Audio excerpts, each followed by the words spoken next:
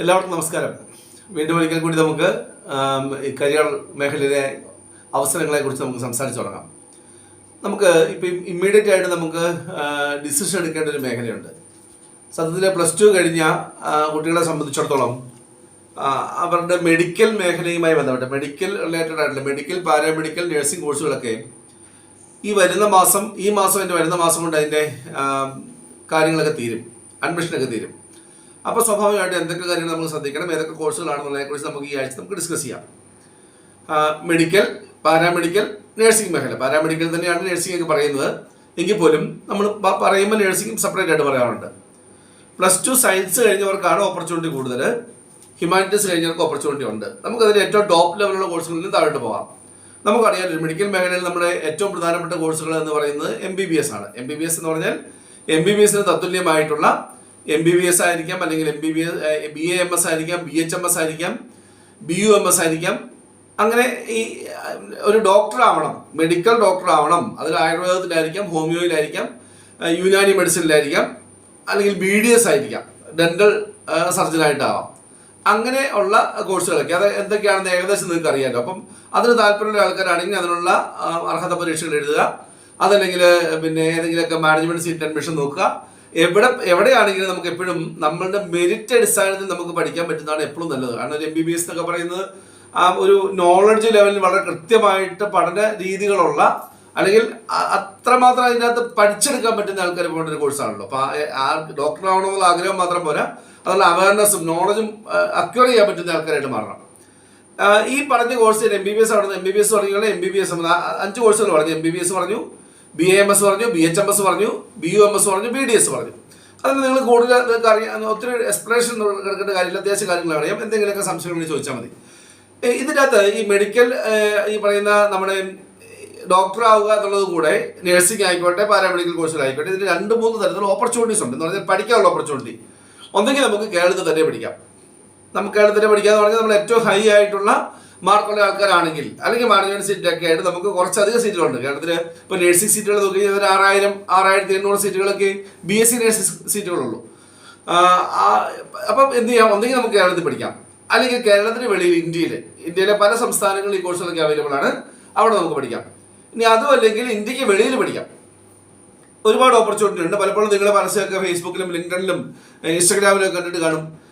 കേരളത്തിൽ ഇന്ത്യ പഠിക്കുന്നതിനേക്കാളും കൂടുതൽ കുറഞ്ഞ പൈസയ്ക്ക്, അല്ലെങ്കിൽ 20 ലക്ഷം രൂപയ്ക്ക്, 25 ലക്ഷം രൂപയ്ക്കൊക്കെ ഈ കോഴ്സുകൾ, MBBS കോഴ്സുകൾ, അല്ലെങ്കിൽ 10 ലക്ഷം രൂപയ്ക്ക്, 12 ലക്ഷം രൂപയ്ക്കൊക്കെ നഴ്സിംഗ് കോഴ്സുകളൊക്കെ അവൈലബിൾ ആണെന്ന് അറിയാം. സത്യത്തിൽ അങ്ങനെയൊക്കെ ഉണ്ട്, പല രാജ്യങ്ങളിൽ അവൈലബിൾ ആണ്. അതേക്കുറിച്ച് ഡീറ്റെയിൽ ആയിട്ട് പറഞ്ഞില്ല. അപ്പം ഈ ഓപ്ഷൻസ് നമ്മൾ മനസ്സിലാക്കണം. നമുക്ക് എവിടെ പഠിക്കണമെന്ന് നമുക്ക് തീരുമാനിക്കാനുള്ള ഒരു ഓപ്ഷൻ ഉണ്ട്. നേരത്തെ നമുക്ക് ഈ പറയുന്ന കോഴ്സുകൾ പഠിക്കണമെങ്കിൽ ഒന്നെങ്കിൽ കേരളത്തിൽ അല്ലെങ്കിൽ ഇന്ത്യയിൽ മാത്രമേ പറ്റുണ്ടായിരുന്നുള്ളൂ. ഇപ്പൊ ഇന്ത്യക്ക് വെളിയിൽ ഒരുപാട് സാധ്യതകൾ, ഈ കോഴ്സുകൾ പഠിക്കാനുള്ള സാധ്യതകളുണ്ട്. പിന്നെ അതെങ്ങനെ സെലക്ട് ചെയ്യണം, ആരെ സെലക്ട് ചെയ്യണം, ഏത് യൂണിവേഴ്സിറ്റി സെലക്ട് ചെയ്യണം, ഏത് കോളേജ് സെലക്ട് ചെയ്യണം എന്നൊക്കെ നന്നായിട്ട് ആലോചിച്ച് ചെയ്യേണ്ട കാര്യങ്ങളാണ്.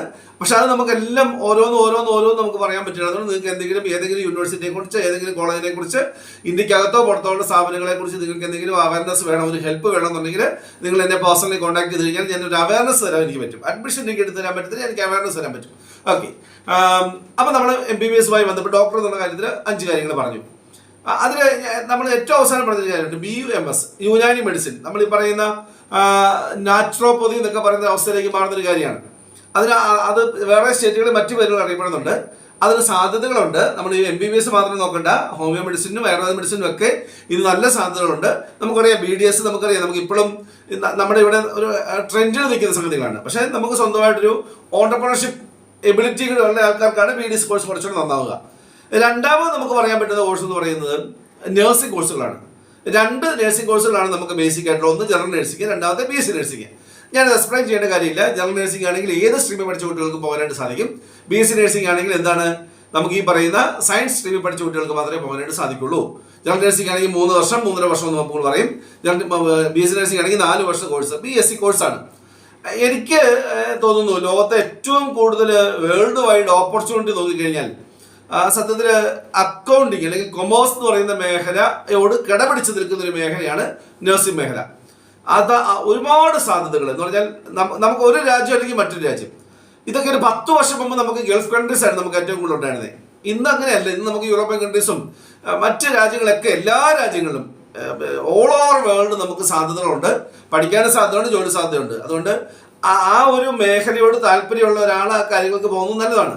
ഇനി ഞാൻ എൻ്റെ ഒരു സജഷൻ പറയുകയാണെങ്കിൽ, നമുക്ക് ഒരുപാട് താല്പര്യമൊന്നും ഇല്ലാന്ന് കൂട്ടിക്കോ, നമുക്ക് ഈ മേഖലയോട് വലിയ താല്പര്യമൊന്നുമില്ല, പക്ഷെ എനിക്ക് പുറത്ത് പോകണം, ഇന്ത്യക്ക് വെളിയിൽ പോകണം, എനിക്ക് വെളിയിൽ ജോലി ചെയ്യാൻ താല്പര്യമുണ്ട്, എനിക്ക് അവിടെ ജീവിക്കാനാണ് താല്പര്യം, അങ്ങനെയൊക്കെയുള്ള ആൾക്കാർക്ക് എത്രയും പെട്ടെന്ന് ഇന്ത്യക്ക് വെളിയിലേക്ക് നമുക്ക് നമ്മുടെ ലൈഫ് മാറ്റി വെക്കാൻ പറ്റുന്ന ഒരു കോഴ്സാണ്. അത്യാവശ്യം തന്നെ സാലറിയും കാര്യങ്ങളും പാക്കേജും ഒക്കെ എല്ലാ രാജ്യങ്ങളിലും ഉണ്ട്. ഒരു രാജ്യത്ത് തന്നെ നിൽക്കണം, ഒരു സ്ഥാപനത്തിന് നിൽക്കണം ആരും വാശി പിടിക്കാറില്ല. 1 വർഷത്തെ 2 വർഷത്തെ 3 വർഷത്തെ കോൺട്രാക്ട് കഴിയുമ്പോൾ നമുക്ക് പുതിയ ഓപ്പർച്യൂണിറ്റി നമുക്ക് പോകാനായിട്ട് സാധിക്കും. അപ്പോൾ ഈ 4 വർഷത്തെ കോഴ്സുകൾ ഞാൻ കേരളത്തിൽ നിങ്ങൾക്ക് ഇപ്പം അഡ്മിഷൻ നടന്നുകൊണ്ടിരിക്കുന്ന സമയമാണ്. ഇപ്പോൾ ഓൾറെഡി LBSന്റെ റിസൾട്ട് വന്നിട്ടുണ്ട്, പ്രൈവറ്റ് മാനേജ്മെന്റ് റിസൾട്ട് വന്നിട്ടുണ്ട്. ഒക്കെ നിങ്ങൾ നോക്കുക, കോളേജുകൾ നോക്കുക, ഐഡന്റിഫൈ ചെയ്യുക. അവിടെ കേരളത്തിൽ പഠിക്കാൻ പറ്റുന്ന ആൾക്കാർ കേരളത്തിൽ തന്നെ പഠിക്കുക. കാരണം പഠനം എന്ന് പറയുന്ന കാര്യങ്ങളിൽ കേരളം നൽകുന്ന അത്രയും എന്താ പറയാ ശ്രദ്ധ അല്ലെങ്കിൽ ഒരു ഇമ്പോർട്ടൻസ് മറ്റു പല സ്റ്റേറ്റിലും നമുക്ക് കിട്ടാറില്ല. നമുക്ക് നോളജ് ലെവലിൽ, നമ്മുടെ അക്കാഡമിക് ലെവലിലേക്ക് നമ്മൾ മറ്റ് സ്റ്റേറ്റിനേക്കാളും കുറച്ചുകൂടെ സ്ട്രോങ് ആണ്. അപ്പം നമുക്ക് ഇവിടെ പഠിക്കാൻ പറ്റും, ഇവിടെ തന്നെ പഠിക്കുക. ഇനി അത് പറ്റുന്നില്ലെങ്കിൽ കേരളത്തിന് വെളിയിൽ പോകാം. വെളിയിൽ നല്ല കോളേജുകൾ നോക്കുക, ഒരുപാട് കോളേജുകളുണ്ട്. പക്ഷെ നമുക്ക് യൂണിവേഴ്സിറ്റി അംഗീകാരമുള്ളതാണോ, നഴ്സിംഗ് കൗൺസിൽ അംഗീകാരമുള്ളതാണോ, ഇങ്ങനെയുള്ള കാര്യങ്ങളൊക്കെ നോക്കുക.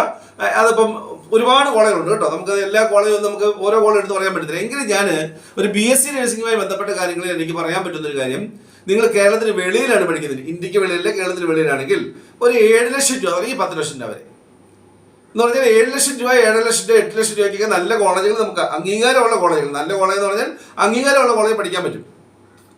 അതൊരു 10, അതിനപ്പുറത്തേക്ക് പോയത്. കഴിഞ്ഞ വർഷമാണ് എനിക്ക് ഫീസ് തന്നെ കുറവായിരുന്നു, ഇപ്പം ഫീസ് കൂട്ടിയതിന്റെ പേരിലാണ്. അപ്പോൾ ഒരു 7 ലക്ഷത്തിനും 10 ലക്ഷത്തിനും ഒക്കെ ഇടയ്ക്കുള്ള ഇൻവെസ്റ്റ്മെന്റ് പഠിച്ചാൽ മതി. 12 ലക്ഷം, 14 ലക്ഷം, 15 ലക്ഷത്തിലൊക്കെ പോകുന്ന കുട്ടികളുണ്ട്. അതിന് ആവശ്യമില്ല. കാരണം നിങ്ങൾക്ക് കിട്ടുന്ന സർട്ടിഫിക്കറ്റ് സെയിം ആണ്.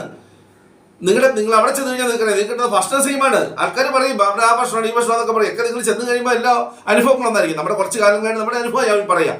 അപ്പോൾ സ്വാഭാവികമായിട്ട് അങ്ങനെ നോക്കുക. ഇനി ജനറൽ നഴ്സിംഗ് ആണെങ്കിൽ BSc നഴ്സിംഗിന് പോകാൻ വേണ്ടി പറഞ്ഞാൽ സയൻസ് സ്ട്രീമിൽ പഠിച്ച കുട്ടികൾ ഒരു കാരണവശാലും ജനറൽ നഴ്സിംഗ് കോഴ്സുകളിലേക്ക് പോകരുത്. അവർ BSc തന്നെ പഠിക്കണം. നമുക്കറിയാം നമുക്ക് സാമ്പത്തിക പ്രശ്നങ്ങളുണ്ട്. പക്ഷേ ബാങ്കുകളൊക്കെ ഏകദേശം ഒരു 60 to 80% വരെ നമുക്ക് ലോണൊക്കെ തരുന്നുണ്ട്. അതിന് വലിയ കൊളാട്ടറൊന്നും ഇല്ലാതെ തന്നെ തരാൻ സാധ്യതയുണ്ട്. അപ്പോൾ സ്വാഭാവികമായിട്ടും അത് BSc തന്നെ പഠിക്കാൻ നോക്കുക. ഇനി നഴ്സിംഗ് ഫീൽഡ് എനിക്ക് വളരെ താല്പര്യമാണ്, എനിക്കത് ഇൻട്രസ്റ്റിംഗ് മേഖലയാണെങ്കിൽ എന്ത് ചെയ്യാം? ഈ പറയുന്ന കൊമേഴ്സോ ഹ്യൂമാനിറ്റീസോ ഒക്കെ പഠിച്ച ആൾക്കാരാണെങ്കിൽ അവർക്ക് ജനറൽ നഴ്സിംഗ് കോഴ്സിലേക്ക് പോകാം. പക്ഷെ നിങ്ങൾ എന്ത് ചെയ്യണം? ജനറൽ നഴ്സിംഗ് കോഴ്സ് കഴിഞ്ഞാൽ ഇമ്മീഡിയറ്റ് ആയിട്ട് പോസ്റ്റ് BSc നഴ്സിംഗ് എടുക്കണം. പിടിയോ? ഇമ്മീഡിയറ്റ് ആയിട്ട് പോസ്റ്റ് എന്ന് പറഞ്ഞാൽ BSc നഴ്സിംഗ് തത്തുല്യമാകണം. നമ്മൾ 4 വർഷത്തെ കോഴ്സുകൾക്കാണ് വേൾഡ് വൈഡിൽ അംഗീകാരം. അപ്പൊ നിങ്ങൾ ചോദിക്കാൻ സാധ്യതയുള്ള ചോദ്യമുണ്ട്, ഇന്ത്യക്ക് വെളിയിലെ നഴ്സിംഗ് കോഴ്സുകൾ ഇപ്പം UK പോയി കഴിഞ്ഞാൽ 3 വർഷത്തെ കോഴ്സുകൾ, അപ്പം ജോർജിയയിൽ പോയി കഴിഞ്ഞാൽ 4 വർഷത്തെ കോഴ്സാണ്, ഓസ്ട്രേലിയയിൽ 6 മാസം തുടങ്ങി 3 വർഷം വരെയുള്ള കോഴ്സുകളാണ്. അപ്പൊ അങ്ങനെ ഓരോ കൺട്രിയിലും വ്യത്യസ്തമായ കോഴ്സുകളാണ്. അമേരിക്ക പോയി കഴിഞ്ഞാൽ 3 വർഷത്തെ കോഴ്സുകളാണ്. അപ്പൊ അത് തുല്യമാണോ? അൽബേനിയയിൽ പോയി കഴിഞ്ഞാൽ 3 വർഷത്തെ കോഴ്സാണ്. അപ്പൊ ആ 3 വർഷത്തെ കോഴ്സിന്റെ പ്രശ്നം എന്താണെന്ന് ചോദിച്ചു കഴിഞ്ഞാൽ, ആ 3 വർഷത്തെ കോഴ്സ് ഇന്റർനാഷണലി അക്സെപ്റ്റബിൾ ആണ്. പക്ഷെ ഇന്ത്യയിൽ വരുന്നത് അക്സെപ്റ്റബിൾ അല്ല. നമ്മുടെ എല്ലാ യൂണിവേഴ്സിറ്റിയിലല്ല, ചില രാജ്യങ്ങളിലെ ചില യൂണിവേഴ്സിറ്റികളെ സംബന്ധിച്ചിടത്തോളം ഈ 3 വർഷത്തെ കോഴ്സുകൾ നിങ്ങൾ BSc തന്നെയാണ് അറിയപ്പെടുക. BSc കഴിഞ്ഞിട്ട് നിങ്ങൾ ഇന്ത്യയിൽ വന്നാൽ അത് ഇന്ത്യൻ ഗവൺമെന്റ് അക്സെപ്റ്റബിൾ അല്ല. ചില രാജ്യത്തെ, എല്ലാ രാജ്യത്തെയും അല്ല. അപ്പൊ നമ്മൾ സ്വാഭാവികമായിട്ട് പുറത്ത് പഠിക്കുന്ന ഇന്ത്യ ജോലി ചെയ്യാൻ വേണ്ടി അല്ലല്ലോ. അപ്പൊ നമ്മൾ പുറത്ത് പക്ഷേ യൂണിവേഴ്സിറ്റികൾ അംഗീകാരമുണ്ട്. അതിന് വേൾഡ് വൈഡ് ആയിട്ട് 3-4 ഏജൻസികളുണ്ട്. നിങ്ങൾ നെറ്റിൽ നോക്കി സെർച്ച് ചെയ്യുക, സംശയം ഉണ്ടെങ്കിൽ ചോദിക്കുക. അത് ചെയ്ത് കഴിഞ്ഞാൽ ഓരോ രാജ്യത്തെ അറിയാൻ പറ്റും. ഈ രാജ്യങ്ങളിൽ മിനിമം നമുക്ക് ഈ പറയുന്ന ഒരു വർഷം 4 ലക്ഷം രൂപ തുടങ്ങി ഏകദേശം ഒരു 20 ലക്ഷം രൂപയ്ക്ക് വരെ നമുക്ക് പഠിക്കാൻ പറ്റും. ഇപ്പം അൽബേനിയ പോലുള്ള അല്ലെങ്കിൽ ജോർജിയ പോലെ ലാത്വിയ പോലുള്ള രാജ്യങ്ങളിലൊക്കെ ആണെങ്കിൽ നമുക്ക് 4 ലക്ഷം രൂപ, 5 ലക്ഷം രൂപ, 6 ലക്ഷം രൂപയുടെ ഒരു വർഷം ഫീസ് വരുന്നുള്ളൂ. UK വരുമ്പോഴത്തേനും 10-നും 18-നും അടയ്ക്കാം. സ്കോളർഷിപ്പ് ഒക്കെ കുറച്ചാൽ 10 അല്ലെങ്കിൽ 18 വരെ ആവും. ഓസ്ട്രേലിയ ആണെങ്കിൽ 3 വർഷം കഴിയുമ്പോഴത്തേനും 70 ലക്ഷം രൂപ വേണം BSc നഴ്സിംഗ് കോഴ്സിന്. അപ്പം അത് നമ്മൾ മനസ്സിലാക്കി നമ്മൾ പോവുക. പക്ഷെ അവിടെയൊക്കെ നമുക്ക് സ്റ്റേ ബാക്ക് കിട്ടാറുണ്ട്, നമുക്ക് ഓപ്പർച്യൂണിറ്റി കൂടുതലാണ്. നമ്മൾ ഏതെങ്കിലുമൊക്കെ യൂറോപ്യൻ കൺട്രീസിൽ എത്തിക്കഴിഞ്ഞാൽ നമുക്ക് മറ്റ് യൂറോപ്യൻ കൺട്രീസിലും നമുക്ക് ജോലി ചെയ്യാനുള്ള സാധ്യതകളൊക്കെ വളരെ കൂടുതലാണ്. നന്നായിട്ട് ആലോചിച്ച് ചെയ്യുക. സംശയങ്ങളാണ് നിങ്ങൾ ചോദിക്കുക, പറഞ്ഞു തരാം. ഇനി നമുക്ക് വേണ്ടത് പാരാമെഡിക്കൽ കോഴ്സാണ്, അല്ലെങ്കിൽ അലൈഡ് ഹെൽത്ത് കോഴ്സുകൾ എന്ന് പറയും. പാരാമെഡിക്കൽ കോഴ്സുകളുടെ ഒരു സൈഡാണത്. നഴ്സിംഗും അങ്ങനെ തന്നെയാണ്, പക്ഷെ നഴ്സിംഗ് സെപ്പറേറ്റ് ആയിട്ട് പറയുന്നത് മാത്രമേ ഉള്ളൂ. അപ്പൊ ഈ പാരാമെഡിക്കൽ കോഴ്സുകളെ സംബന്ധിച്ചിടത്തോളം എന്ത് സംഭവിക്കണം? ഏകദേശം 42 കോഴ്സുകളുണ്ട്. ഞാൻ ഈ 42 കോഴ്സുകളും ഞാൻ പറയുന്നില്ല. ഞാൻ അതിനകത്ത് പ്രധാനപ്പെട്ട ഒരു 10-12 കോഴ്സുകൾ പറയാം. അതിൽ ഒന്നാമത്തെ കോഴ്സുകളാണ് നമ്മൾ പണ്ട് ഡിപ്ലോമ കോഴ്സുകളായിരുന്നു, ഇപ്പോൾ അതെല്ലാം ഡിഗ്രി കോഴ്സുകളായി. എന്താണ്? BSc ഒപ്റ്റോമെട്രി, നമുക്കറിയാം എന്താന്നുള്ള കാര്യം.